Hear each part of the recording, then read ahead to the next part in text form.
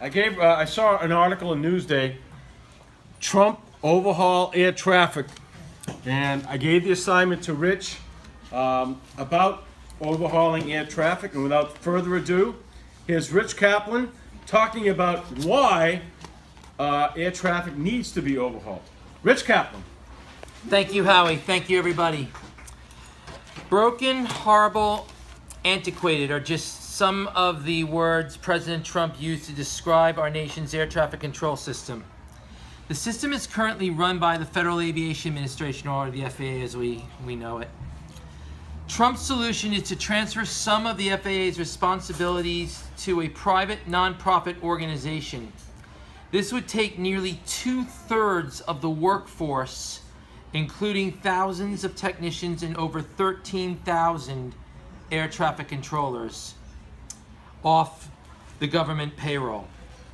The newly formed entity would be responsible for both directing planes on the ground and in the air.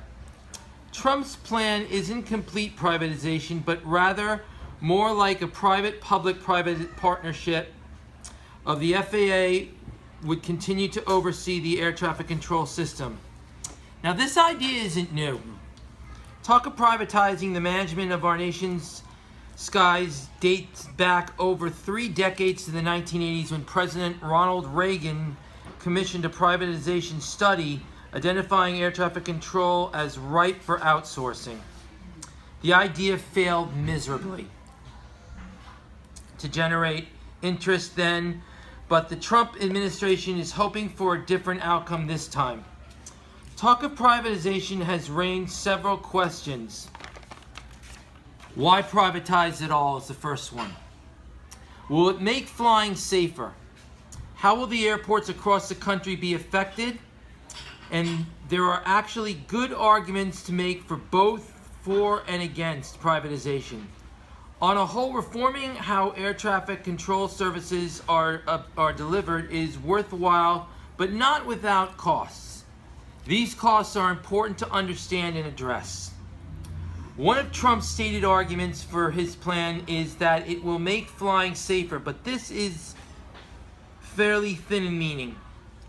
Those opposed rightly point out that flying is as safe as it has ever been. Tens of thousands of flights take off to the skies every day across our great country, and they always land safely, almost. The late failed crash of an American Airlines passenger plane was in 2009.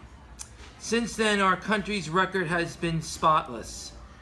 In addition, airplanes today are designed differently compared to decades prior, and their safety record has less to do with air traffic control's governance structure and more to do with how modern airplanes are built. An example, improvements in propulsion mechanics mean that engines are far less likely to fail than in the past. Structural engineering advances mean that corrosion of plane fuselages are less likely to force them out of the sky. Now, not many people, I don't know if you guys remember, there was an incident involving an Aloha jet in Hawaii where the fuselage ripped a hole. That's basically what I'm talking about in regards to corrosion. Another argument for privatization is how the system gets its funding. The FAA is largely supported by fees collected from passengers, and taxes are imposed on everything from tickets to frequent flyer miles to jet fuel. While the revenue collected is deposited into a trust fund, its use must be approved by Congress. This system can improve the agency to the effects of gridlock.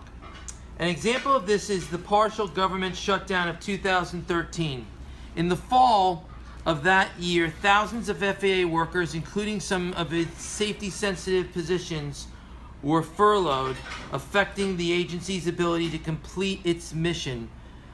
Privatization would avert a scenario like this, because funding would flow directly to the system from passengers and airlines, meaning that now it would be up to the airlines to fund it rather than passengers to fund it. Privatization would also make the agency more nimble. The FAA has proven itself to be slow in opening itself to adopting new technologies. Instead, it relies on systems that date as far back as World War II. Now, a lot of people haven't really been in a control tower, but if you've ever been in a control tower, I have. The radar systems up there date back to the 1960s. Now, if you go to a French air traffic control tower or a Canadian air traffic control tower like Toronto, they have state-of-the-art Doppler radar. They're utilizing artificial intelligence in certain areas. Because the FAA is funded by the government and Congress has to approve it, we have to wait for these systems to be put into the tower. We don't have time to wait.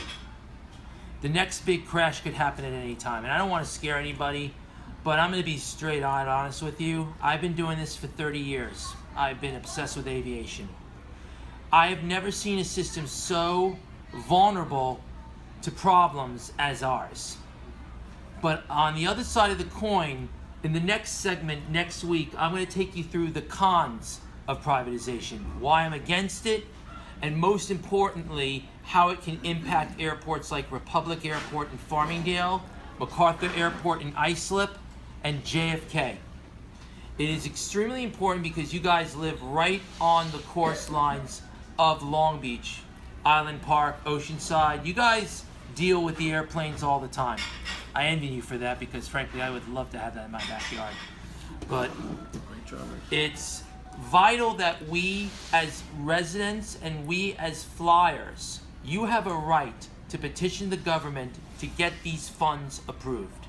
And next week I'm going to talk to you on how we do this and possibly even how to write your congressman or your local senator to get these funds approved. The person to write to is Chuck Schumer. I got to get his address for you guys. Once I get that, then hopefully I would love to ultimately have him on the show to get his opinion on this because he is vehemently against it like I am. And I'd like to hear why. Thank you. Hey, Rich Kaplan, thank you so much.